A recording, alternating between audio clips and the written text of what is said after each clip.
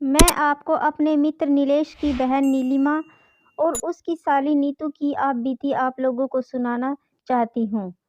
कुछ दिनों पहले नीलेश ने मुझे बताया था कि उसकी बहन की मौत हो गई है। ये सुनकर मैं बहुत दुखी हो गई और मैंने उसकी मौत का कारण पूछा तो उसने पूरी घटना मुझे सुनाई।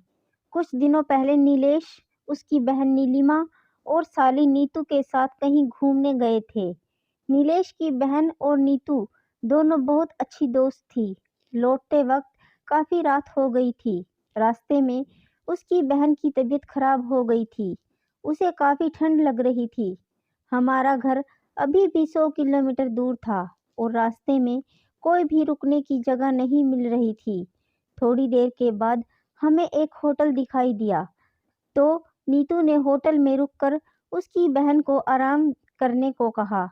उस होटल के काउंटर पर हमने जब रूम के लिए पूछा तो उसने बताया कि सभी रूम फुल थे क्योंकि उस रास्ते पर केवल वही एक ढंग का होटल था। लेकिन तभी होटल के मैनेजर ने बताया कि एक रूम खाली था, रूम नंबर 13। हमने उस समय अंधविश्वासी वाली बातों को ना सोचकर रूम ले लिया। जैसा कि आप लोग जानते हैं कि रूम नंबर 13 को अशुभ माना जाता है और कई होटलों में इस नंबर का कोई रूम नहीं होता है। लेकिन ये होटल काफ़ी पुराना था। जैसे ही वो तीनों उस रूम में गए तो उन्हें नेगेटिव एनर्जी महसूस हुई। उस रूम की कंडीशन तो ठीक थी, लेकिन ऐसा लग रहा था जैसे बरसों से यहाँ कोई रहने नहीं आया हो। उन्होंने कुछ ज़्यादा नहीं सोचा। अब वो अपनी बहन नीलिमा के लिए काउंटर से पेन किलर लेने को गया। काउंटर से टैबलेट लेकर जैसे ही रूम में आया तो देखा कि उसकी बहन बालकनी में खड़ी बातें कर रही थी। नीलेश ने सोचा नीतू और उसकी बहन दोनों बालकनी में बातें कर रही हैं, लेकिन जैसे ही उसके पास गया तो उसकी बहन के अलावा कोई नहीं था। उसने उसकी बहन से पूछा कि तुम किससे बातें कर रही थी? तो उसने सिर्फ सिर हिला दिया और मना कर दिया। तभी नीतू वॉशरूम से आई। नीलेश घबरा गया कि अगर नीतू वॉशरूम में थी तो नीलिमा किससे बातें कर रही थी। नीलेश ने नीलिमा को टैबलेट दी और सो जाने को कहा। अब नीतू और नीलिमा दोनों बेड पर सो गई और नीलेश सोफे पर सो गया।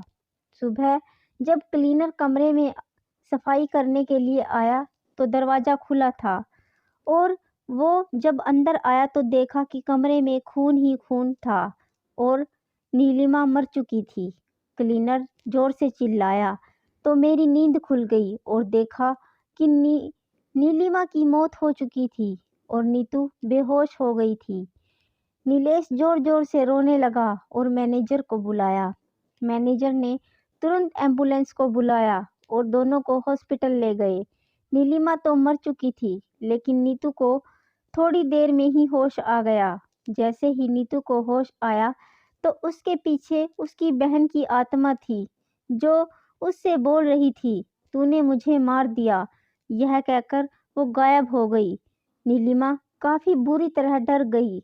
अब नीलेश ने नीतू से सारी घटना पूछी तो उसने बताया, रात को जब मैं पानी पीने उठी रात तो देखा नीतू फिर से बालकनी में बैठी थी और कुछ बड़बड़ा रही थी और मैं जैसे उसके पास गई और उससे पूछा कि वो यहाँ क्या कर रही है, तो उसने मुझे ज़ोर से धक्का मार दिया और मेरा सिर दीवार से टकरा गया और मैं बेहोश हो गई और इसके अलावा मुझे कुछ भी याद नहीं है।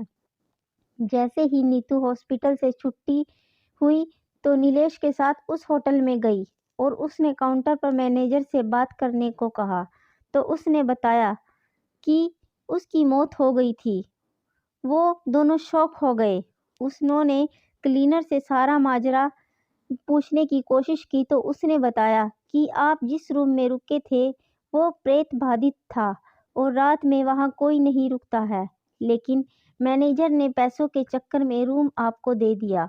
इस रूम में पहले भी 2 मौतें हो चुकी थी। अब सारी बात नीलेश को समझ में आ गई। इस घटना के बाद नीलेश काफ़ी सदमे में चला गया और कभी किसी होटल में नहीं रुका। तो गाइज़ आपको मेरी कहानी कैसी लगी? Please like, share and subscribe कीजिए।